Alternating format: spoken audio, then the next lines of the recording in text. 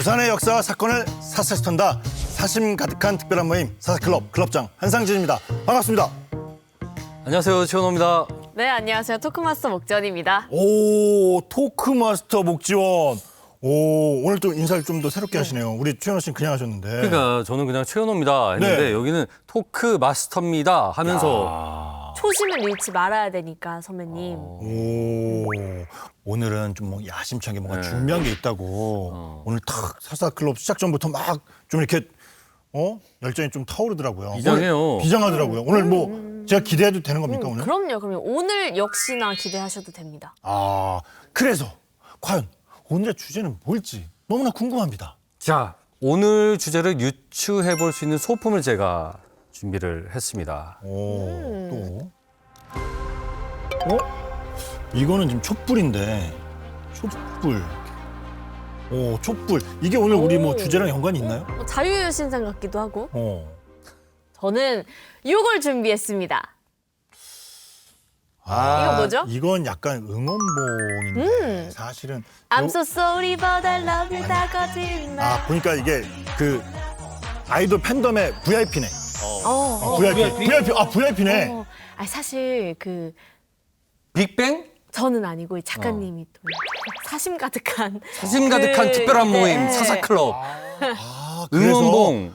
그 컬러, 이 컬러예요? 네네네. 근데 이걸로 오늘 주제를 유추해 볼 수 있다고 하면 촛불, 응원봉. 촛불과 응원봉. 네. 네. 이게 과연 뭘까요? 우리에겐 없어선 안 될 가치. 바로 민주주의입니다.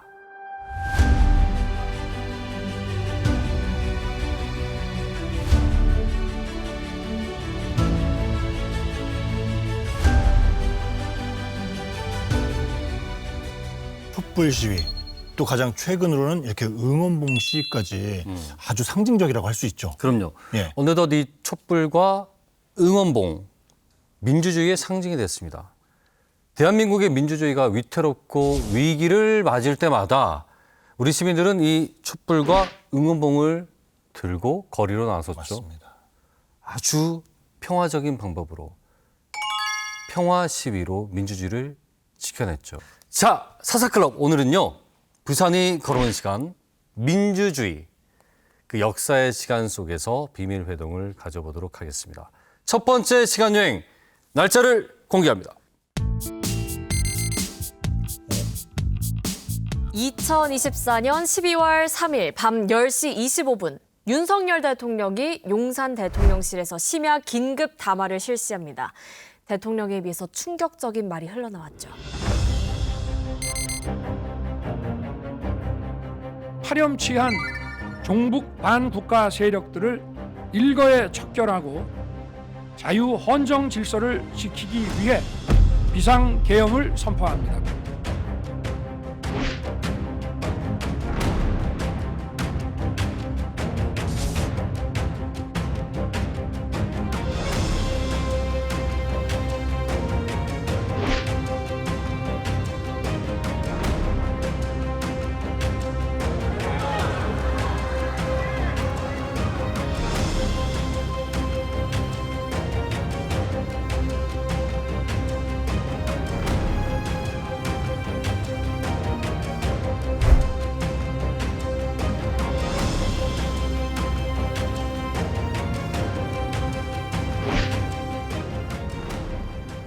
지키는 그럼요. 국가를 지키고 네. 우리 나라를 지키는 게 군인인데, 난 저런 상황은 아직까지도 사실은 좀 무섭습니다, 사실은. 네. 자, 그런데 계엄사령부는 제1공수특전여단과 707 특수임무단 등에 소속된 정예 특수부대 무장병력을 투입을 시켰었죠.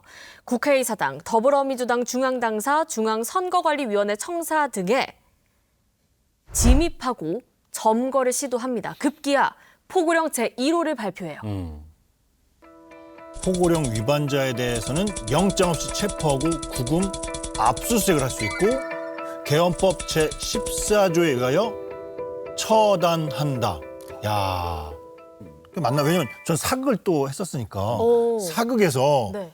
뭔가 큰 대역죄인들을 처단하라 뭐 이런 거 제가 뭐 홍구경 할 때도 그렇고 현종이라는 이제 왕 역할을 했을 때도 맞아요. 어떤 대역죄인들한테 처단하라 뭐 이런 거 했었는데 이거를 우리 국민들이 들어야 될 이야기인가라는 생각을 했었습니다. 하지만 다행히도 수많은 시민들의 반발 그리고 국회의원들의 발빠른 대처로 국회는 12월 4일 새벽 1시 1분경 비상계엄 해제 요구 결의안을 가결했고 계엄군이 국회에서 철수를 했습니다.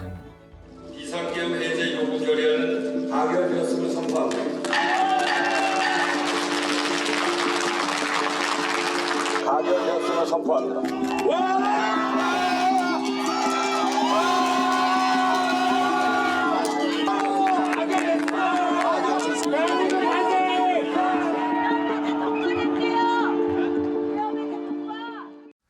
자, 45년 만에 비상계엄 그리고 국회의원을 체포하려는 시도. 이 닮은 꼴 사건이 비슷한 사건이 부산에서도 있었죠. 우리 사회클럽 했던 그 정치파동 맞습니다. 맞죠? 네. 맞습니다. 오늘의 비밀 회동 두 번째 날짜를 공개합니다. 자, 1952년 5월 25일 부산 정치파동의 시작을 알리는 친위 쿠데타가 발발한 날이었습니다.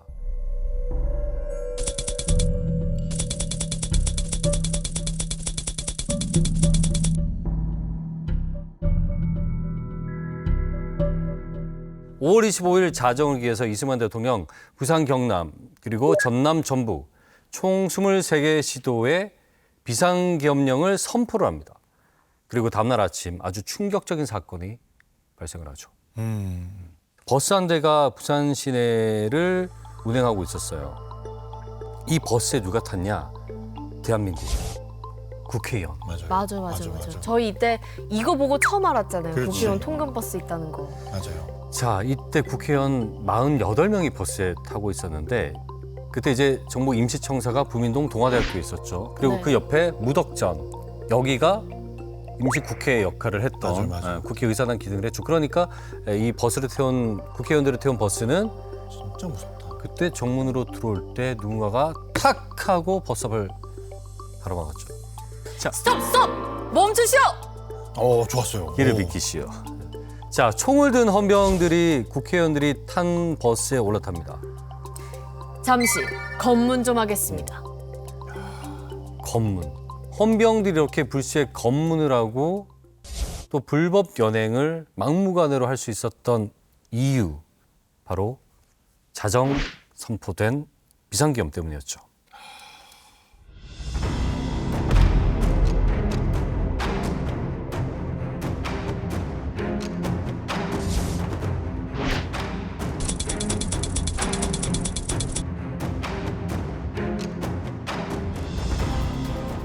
그때 당시 계엄법에 의하더라도 계엄 시에는 국회의원들에 대해서 더 강력한 신변 보호가 이루어집니다. 그래서 이제 함부로 국회의원을 체포구금할 수가 없거든요. 그거는 왜냐하면 국회가 계엄 해제 요구를 해야 되기 때문에 이거 계엄 해제 정족수나 이제 의결 요건을 갖추기 위해서는 국회의원들이 자유롭게 국회로 올 수 있어야 되는데 그런 요건들도 다 무시를 하고 이제 국회의원들을 체포를 했다라고 볼 수가 있어서 그런 이제 실체적인 측면 또 절차적인 측면에서 계엄법을 준수하지 않은 하자가 있었다라고 볼 수가 있을 것 같습니다.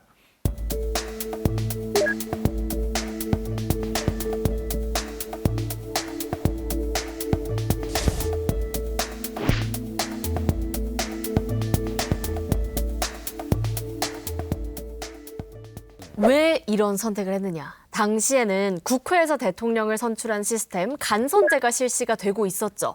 그런데 당시 국회의원 210명 중에 친이승만 계열 의원이 50여 명밖에 안 됐었어요.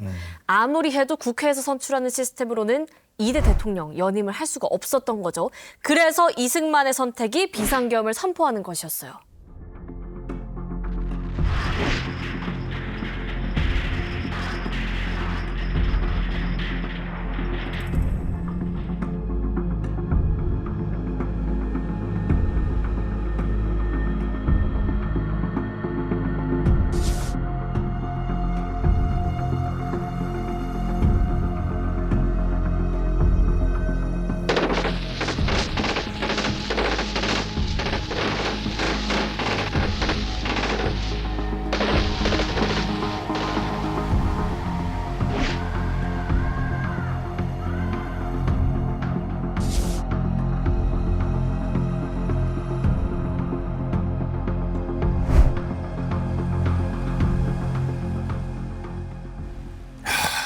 진짜 이게 사실 권력이라는 게 이게 영원하지 않거든요. 근데 이 권력 때문에 다들 이러는 게 한번 잡으면 못 내려놓나 권력을? 그 맛이 있나 봐요. 그러니까 약간 클럽장 하면서 조금 느끼시지 않으세요? 저는 이 자리가 너무 달콤합니다. 클럽장 너무 좋아요. 내려놓으시겠어요? 아니요, 저는 클럽장을 평생 할 겁니다. 혹시 2대 클럽장이 바뀐다고 하면은 좀 저는 아니 무슨 소리야. 그때 이미 처음 프로그램 진행할 때 300회 정도는 가야 300, 된다. 기본 300회. 이대로라면 2대 대통령이 될 수 없는 상황. 이승만 대통령은 국회의원들이 국회로 가서 계엄 해제 절차를 밟지 못하도록 미리 선수를 쳐서 그들이 탄 버스를 통째로 납치한 거죠. 이들에게 씌운 혐의는 북한 공산당의 자금이 몇몇 국회의원들을 통해서 국회로 흘러들어갔다. 이 논리였죠. 대공검사로서 반공검사로서 나도 권총을 몇 번씩이나 맞으면서 그 한 업적 있잖아. 6.25 사변선까지 말이야. 그건 세상이 다 아는 일인데. 근데 선우종원이가 공산당이다 하기 때문에 누가 믿겠어요. 근데 참 자신 있었는데 거기 그렇게 안 돼두구만. 의견서가 또 있어요. 그래서 놀랍게도 그걸 보니까 내가 김일성한테서 뭐 36억, 굉장한 돈입니다. 36억이라는 돈을 내가 받아가지고 그걸 국회의원들이 이렇게 주어서 그 포섭해가지고 대한민국 정부를 전복하려고 했다.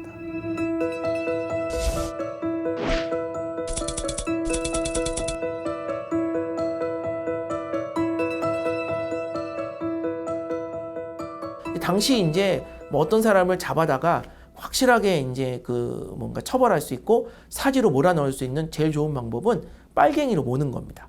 그래서 국회의원들도 이제 공산당으로 모는 거죠. 근데 뭐 당시 한국에는 공산당이 없으니까 공산당도 그냥 공산당이 아니라 국제공산당, 국제적 차원의 공산당에 그들이 뭐 협력했다. 뭐 이런 식으로 이제 건수를 잡아가지고 이제 어쨌든 뭐 이렇게 조작을 한 거죠. 아무리 뭐 그동안 이승만과 맞섰던 기세 좋았던 국회의원들이라 할지라도 이 계엄 상황에서 공산당으로 몰리면 이거는 어떻게 할 수가 없는 거예요. 네. 자, 계엄 선포 한 달 반이 지났는데 이승만 대통령이 뭔가 이제 꼬여. 마음대로 다 안 되는 거예요. 그렇지. 그러니까 고민은 깊어지고 자, 당시에 무엇보다 미국의 압박 역시 강해지고 있었어요. 맞아. 그때 제거 계획 세우고 그랬잖아요. 맞아요. 그렇죠. 그러니까 미국도 이렇게까지? 라는 생각을 했단 말이에요. 자, 이러한 시점에 이승만 대통령이 선택한 돌파구가 바로 발췌 개헌안 기억나죠? 기억나죠. 그런데 그것마저도 사실은 제대로 된 투표로 이루어진 게 아니었습니다. 국회 의사당 안에 어땠다고 했죠? 총칼을 든 맞아. 경찰들이죠? 무장하고. 예. 이게 무슨 국회야. 이 상태에서 투표를 해봤자 무슨 결과가 나오겠어요. 자, 그리고 발췌 개헌안을 상정을 하고 투표를 시작을 합니다. 자, 발췌 개헌안에 찬성하시는 분들은 모두 일어나 주시기 바랍니다.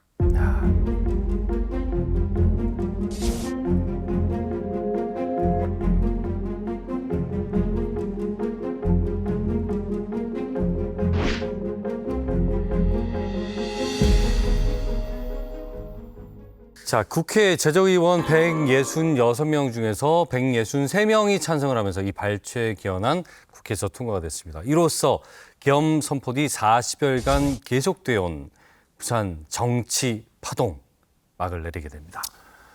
아이고, 그렇게 해서 이제 2대 대통령 자리에 앉게 되는 상황이 벌어졌죠. 맞아요. 그런데 이승만 대통령의 욕망 여기서 끝이 아니었어요. 종신 집권을 시도합니다. 그런데 이를 누가 막았죠? 이건 뭐 우리 시민들, 우리가 흔히 얘기하는 4.19 혁명. 맞아요. 네.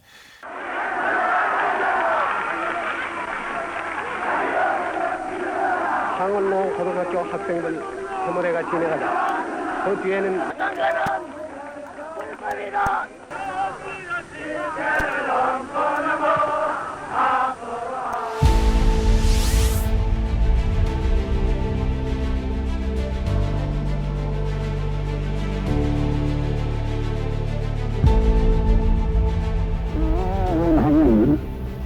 대통령 지금 사임 했거든요. 그때는 선거를 다시 하도록 지지하였고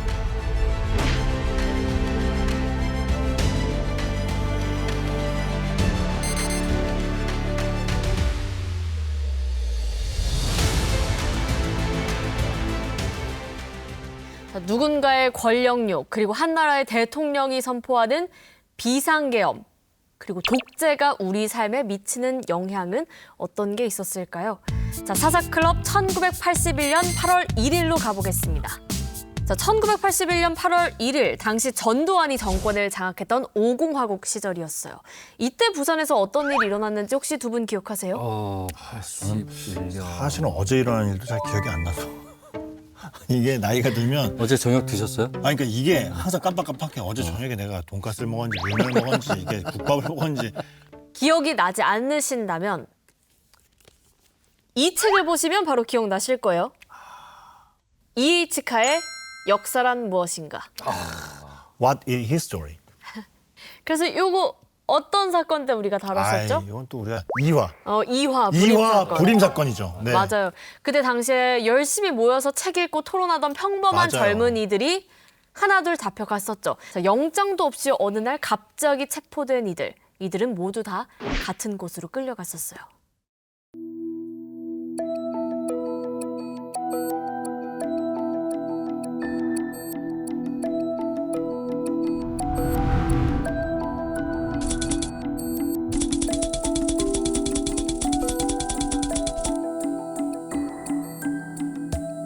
방에 들어갔는데 이제 거의 뭐 노란색 페인트가 이제 칠해진 그런 공간이었고 철제 책상, 의자 2개, 그리고 방 한쪽 구석에 다다미 1장, 그게 전부였습니다.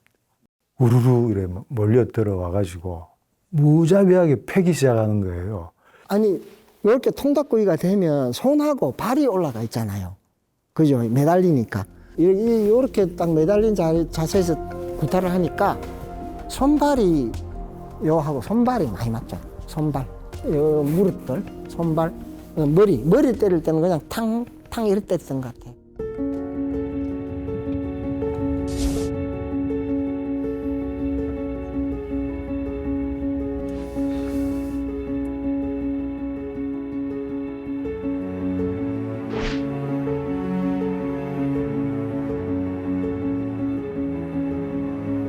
하여튼 그때 이런 그 블록담 같은 게 있었고요. 나섰을 때 이런 분위기의 길, 그런 기억은 좀 남아 있어요. 이런 느릿한 기차 소리, 철커덕철커덕. 분명히 이거 역부근이다. 그리고 주변에 바다가 있다.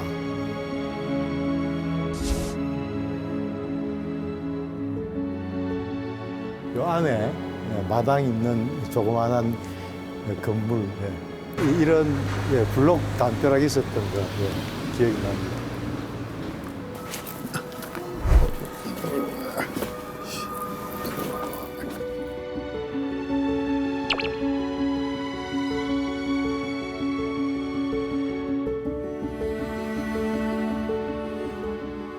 지금 우리가 독서클럽 많이 하잖아. 지금 오히려 독서클럽 진짜 많이 생겼거든요. 맞아요. 하라고 하죠. 요즘 우리 독서클럽 많이 하잖아. 근데 저 당시에 뭐 책 하나 읽었다고 뭐 잡혀가. 그럼 여기서 우리 안 잡혀갈 사람 있냐? 우리끼리 뭐 카톡방 만들어도 되고. 네. 그 우리 뭐 SNS 채팅 소통방도 있고. 저도 책을 많이 읽거든요. 기차 타고 왔다 하면서. 그러면 우리 모두 다 그냥 네. 이유 없이 잡혀가는 거야. 자, 1981년 1, 2, 3차에 걸쳐서 대학생과 또 직장인, 교사 등 22명이 구속이 됐고 이들을 국가보안법 위반으로 몰아가요.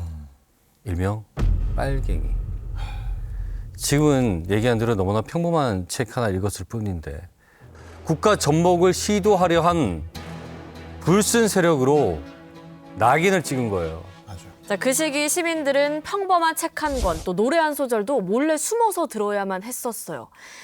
역사란 무엇인가 같은 책 비롯해서 난쟁이가 쏘아올린 작은 공, 그때 우리가 불온서적이라고 다뤘었죠. 그리고 혹시 이 노래 아세요?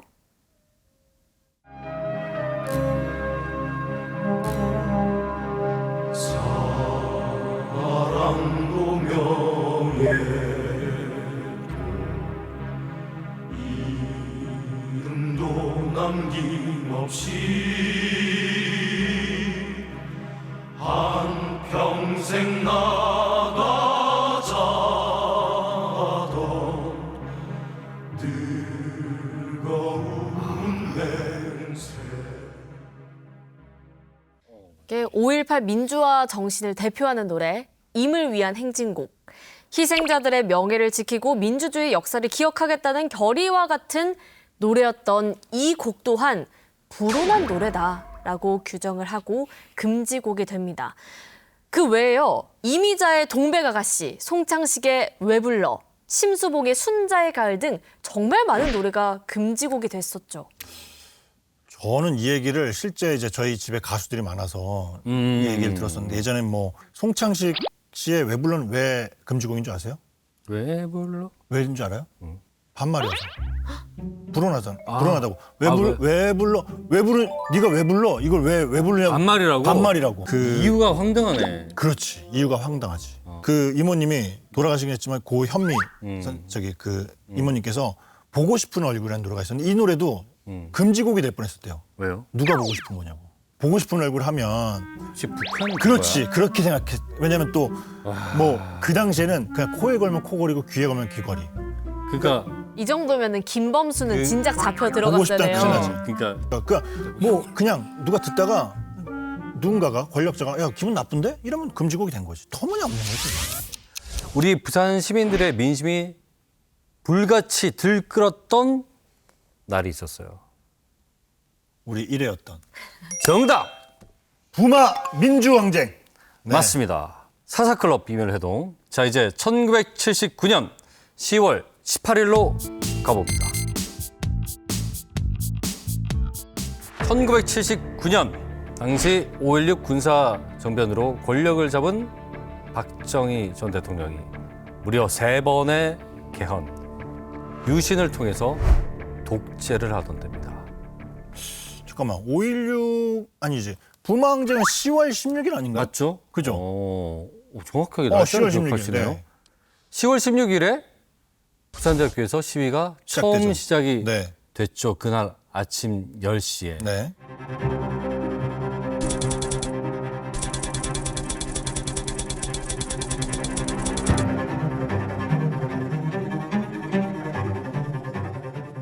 자, 시위가 들불처럼 일어나고 커졌잖아요.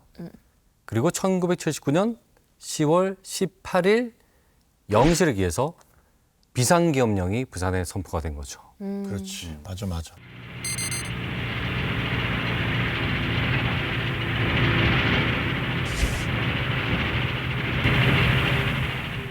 지각 없는 일부 학생들과 이에 합세한 불순분자들이 이 엄연한 국가 현실을 망각 외면하고 공공 질서를 파괴하는 난폭한 행동으로 사회 혼란을 조성하여 부산 직할시 일원에 비상계엄을 선포하게 된 것입니다.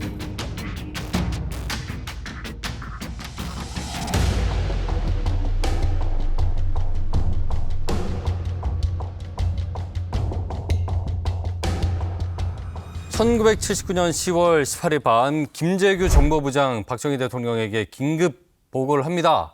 각하 큰일 났습니다. 부산과 마산에서 큰 시위가 일어났습니다. 이대로 두면 전국적으로 번져나갈 겁니다. 조목조목 보고를 해요. 박정희 대통령 뭐야?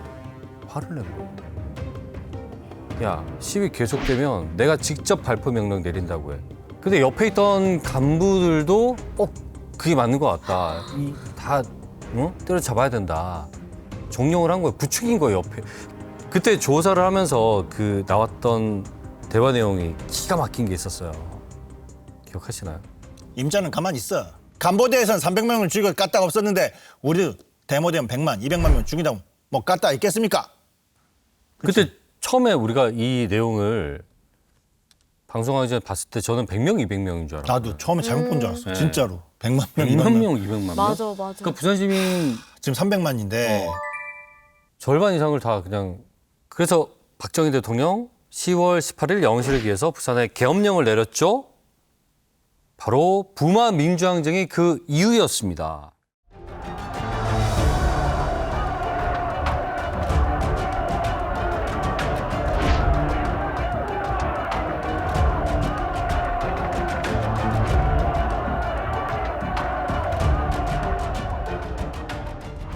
본관을 통과하고 있었죠.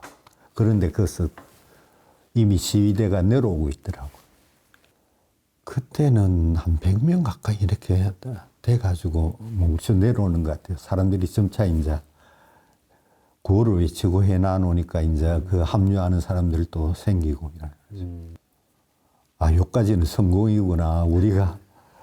우리가 생각했던 것 정도는 그래도 저 정도까지는 왔구나 생각이 먼저 드는 거예요. 이렇게 자바라 쪽문이 있습니다. 그걸 집에 뜯어버렸어요. 그냥 뜯어도 되니까. 그래가 그거를 이제 학생들이 다 쏟아져 내려갔어요. 정문은 배포포구차로 막혀 있으니까. 사대부고 운동장으로 쏟아져 내려갔어요. 얼사. 사대부고 정문에도 이미 경찰들이 막고 있었어요. 거기에서 학생들이 저도 그걸 먼저 외쳤는데 이 사대부고 담장에 붙어라. 그래 100몇십 명이 사대부고 담장에 붙었어요. 밀어라. 사대부고 담장이 확 넘어갔습니다. 그 긴 담장이.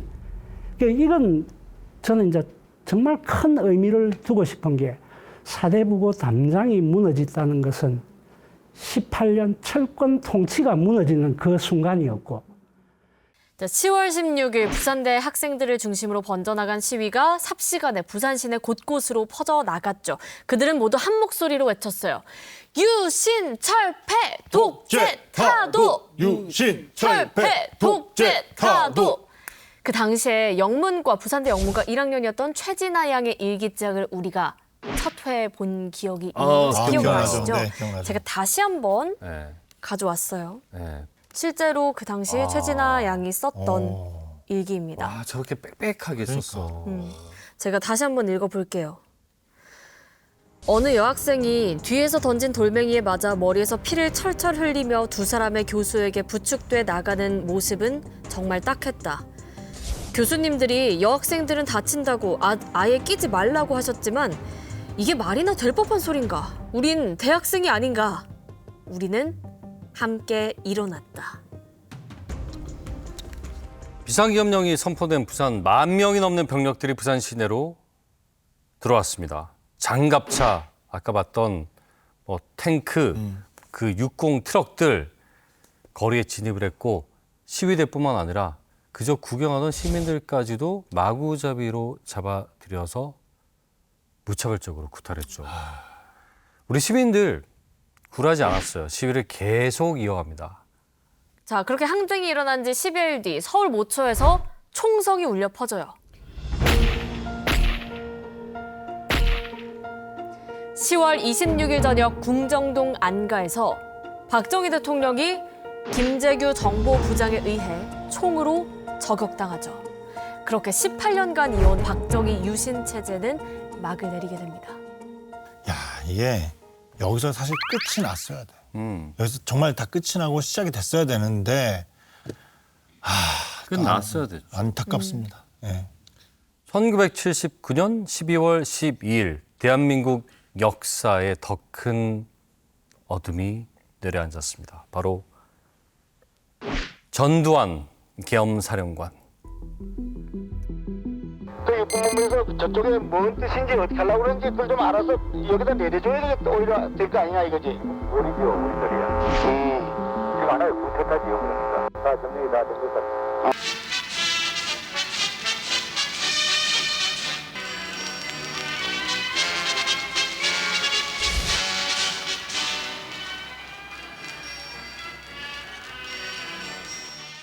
자, 이 사건을 계기로 1980년 5.17 쿠데타가 일어납니다. 1980년 5월 17일 자정에 이어서 전국의 비상기업령이 확대가 됩니다. 정당 정치 활동 금지, 국회 폐쇄, 대학교는 휴교령, 집회 시위 일절 금지, 학생, 정치인, 재하 인사들 영장 없이 불법 체포되는 일이 벌어진 겁니다. 한결같아요. 똑같아. 네, 계속. 오공화국까지 계속 그냥 학생 임시정부가 수립되고 난 이후부터 뭐 한국전쟁 발발 중에 자기 권력을 이어가겠다고. 욕망, 야망 때문이야 이런 거. 네. 자, 그리고 이걸 보면 하나씩 더 기억이 나실 거예요. 자, 우리 자료. 네. 박주연 FD님께서 그렇죠? 네. 1987년 6월 8일이었죠. 어디죠? 가톨릭센터. 네, 가톨릭센터 우리 사마 때 했던. 네, 맞습니다. 이곳에서 아주 특별한 사진전이 열렸죠. 5.18 광주 민주화운동의 맞아요. 참상을 알리는 사진전이었습니다.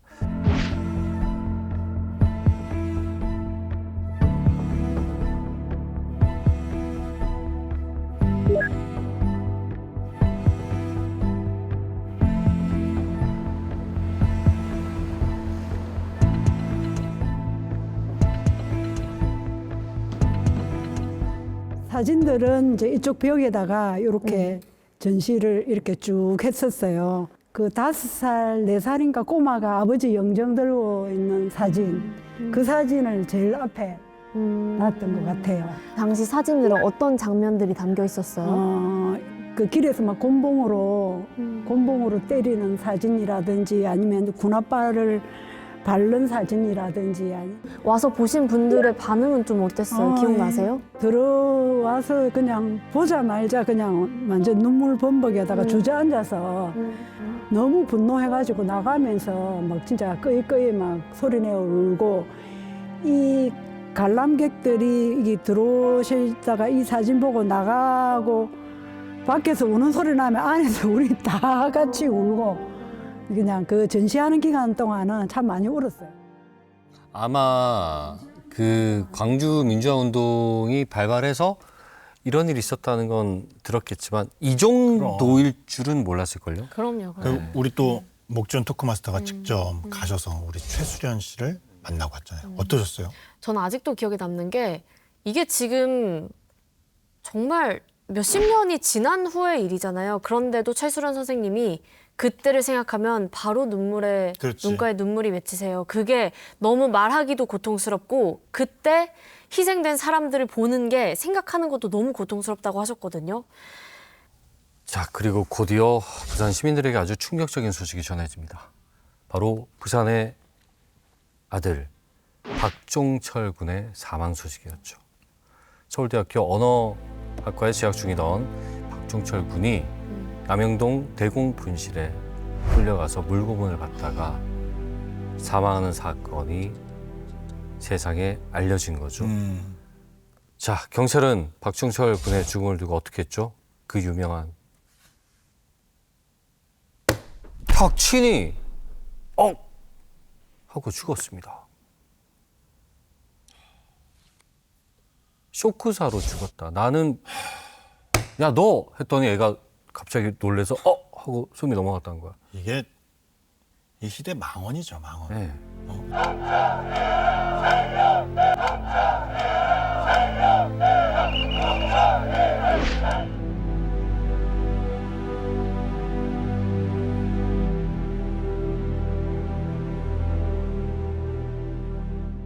자, 1987년 6월의 부산 그리고 대한민국은 그 어느 여름보다도 뜨거웠습니다. 모두 한마음으로 독재 타도 혹은 철폐를 외쳤죠. 그 중심엔 부산 그리고 부산의 이 가톨릭 센터가 있었습니다. 자, 1987년 6월 16일 이날도 역시 부산 남포동 일대에선 시위가 진행이 됐어요. 경찰의 최루탄 난사에 시민들이 일제히 달아났죠. 그리고 달아난 시위대가 저곳 가톨릭 센터 안으로 들어갑니다.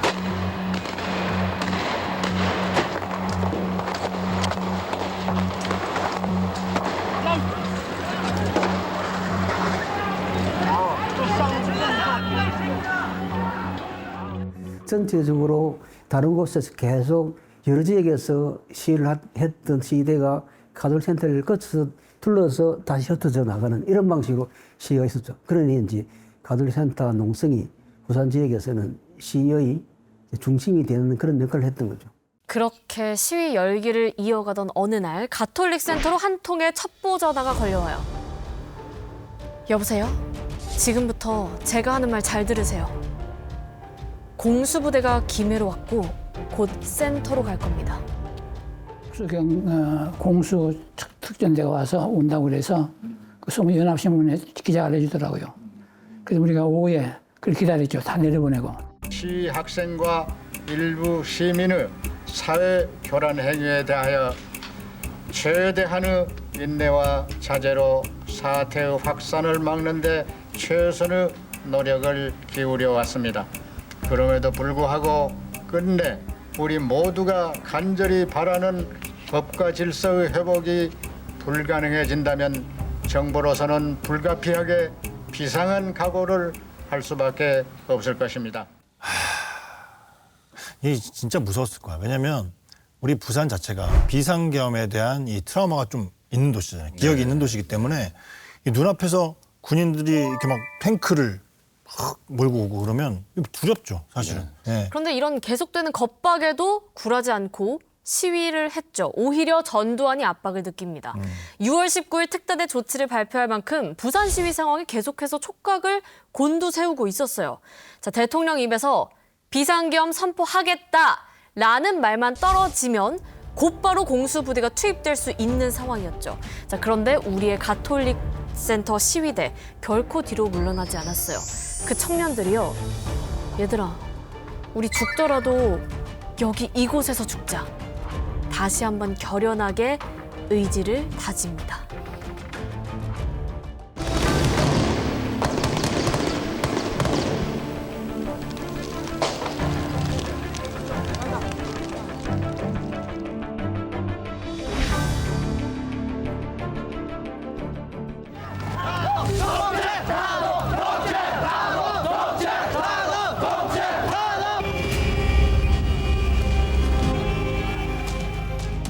이렇게 부산 가톨릭 센터 농성은 6월 항쟁의 불씨가 꺼지지 않도록 하는 원동력이 된 거예요.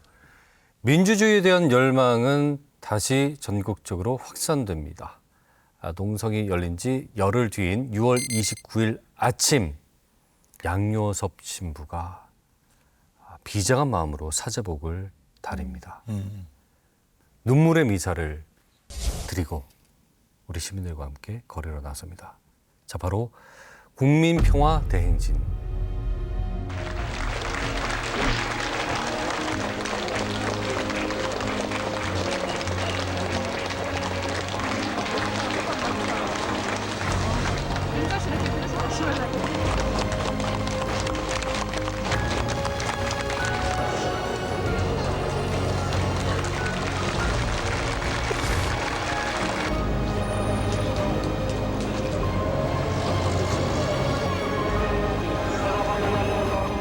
거기 뭐 사람들이 인산인해했습니다. 가톨센터에서부터 중앙성당까지 뭐 서울까지 뭐 인산인해, 신자들 인산인해했고, 중앙성당도 물론 많았고, 생년에 다시 가톨센터 돌아오지 않습니까?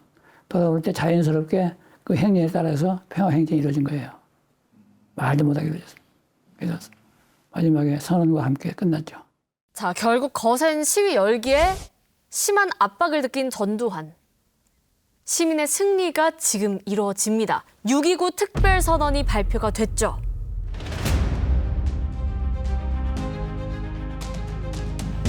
사회적 혼란을 극복하고 국민적 화해를 이룩하기 위하여는 대통령 직선제를 택하지 않을 수 없다는 결론에 이르게 되었습니다.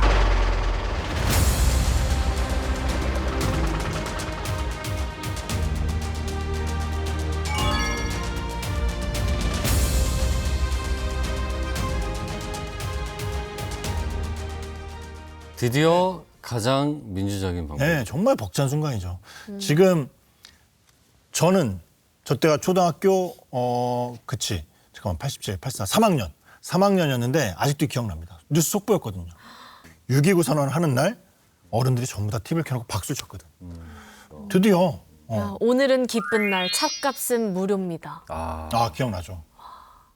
자, 이렇게 숱한 고비들이 있었지만 결국 시민의 손으로 민주화를 쟁취를 했습니다. 그렇죠. 민주주의를 지켜나간 거고요. 아주 오랜 열망이 이루어진 거죠. 한마음 한뜻으로 외친 독재, 타도, 호언, 철폐. 그 끝에 민주주의 쟁취가 있었던 거예요. 하지만 오랜 독재와 비상계엄으로 인해서 희생된 이들 너무나 많았습니다. 언니가 이제 나보고 내가 제일 젊으니까 서울에 가면 종로 5가에 가서 NCC라는 데가 있다. 거기 가서 이 어떻게 해봐라 이래가지고 그래갖고 제가 이제 들고 서울에 올라갔거든요. 문익환 목사님의 부인 박형길 장로님을 내가 그때 만난 것 같은데 그래서 내가 이제 뭐 뿌림사건 당사자라고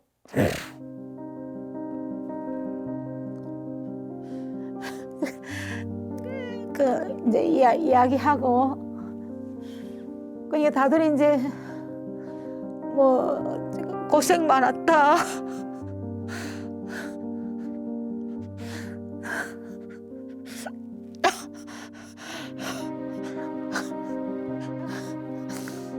언니들이 호소문을 썼는데 부산에서 할 데가 없어서 내가 들고 왔다고.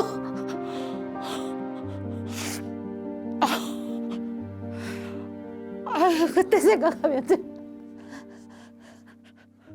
되겠다 하면 수갑을 채우더라고요.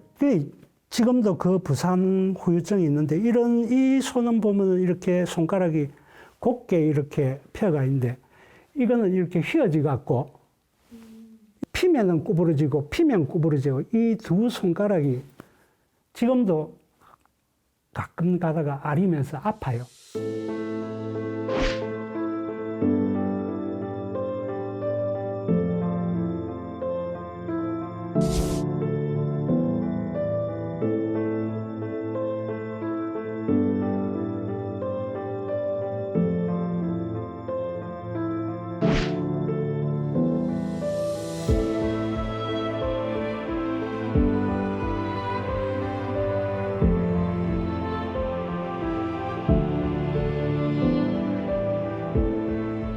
그때는 기력도 많이 쇠한 상태라서 많은 얘기를 할 수가 없었죠. 저도 나름대로 이제 생각을 해보다가 딱 질문을 하나를 던졌어요. 고 선생, 당신을 여기까지 오게 만든 어떤 원동력이 있다면 그거를 한마디로 얘기해 줄 수 있겠소? 그랬어요. 대답이 그거였습니다. 인간에 대한 사랑이라고. 사람에 대한 사랑이라고. 이 민주주의를 지키게끔 싸울 수 있었던 원동력, 이게 사람을 사랑하는 마음이다. 이 말은 지금 들어도 우리가 그때 당시에 사사클럽 저희가 들었을 때도 그랬지만 지금 저로서도 저를 한 번 더 돌아보게끔 하는 단어인 것 같습니다. 예. 사실 저의 세대 같은 경우에는 민주주의는 그냥 뭐 공기예요. 그렇지. 있는데 있는 줄도 몰라요. 그렇겠네. 너무 그렇겠다. 당연하거든요. 맞다. 근데 이걸 보니까 그 당연한 거를 지키기 위해 싸운 사람들의 노력이 얼마나 대단했는가. 이걸 다시 한번 생각을 하게 되네요. 맞아요. 예. 저는 부산이 지금 뭐 부산 얘기할 때마다 뭐가 있죠? 뭐 바다, 또 산, 또 마천루 이런 것들이 조화된 세계 유일한 도시다라고 이렇게 얘기를 하는데 이제 그 하드웨어 말고 소프트웨어에 우리 부산이 어떻게 태동을 했고 어떻게 만들어졌는지 부산을 좀 더 알고 이런 것에 좀 더 초점을 맞춰야 되지 않을까. 맞습니다. 광복 이후에 이승만, 박정희, 전두환 대통령으로 이어지는 이 과거 계엄과 개헌들이 우리의 민주주의를 뒤흔들 때가 있었는데 결국 그 끝은 시민들의 승리였고 그 덕분에 우리가 민주주의를 지금까지 지켜올 수 있었다는 사실이 정말 자랑스럽네요. 오늘 우리 사사클럽 부산이 걸어온 시간, 민주주의 그 역사를 함께 이야기 나눠봤습니다. 우리 부산 시민들이 함께 지켜온 민주주의의 가치, 그 무게를 가슴 깊이 새길 수 있는 시간이었길 바랍니다. 예. 자, 누구나 알지만 누구도 모르는 부산을 만난다. 사사클럽. 다음 주에도 클럽의 문은 활짝 열립니다. 함께해 주신 여러분 고맙습니다. 고맙습니다. 고맙습니다. 네. 야, 근데 저희 오늘 전문가 없이. 야, 이게 아니 두 사람이 정말.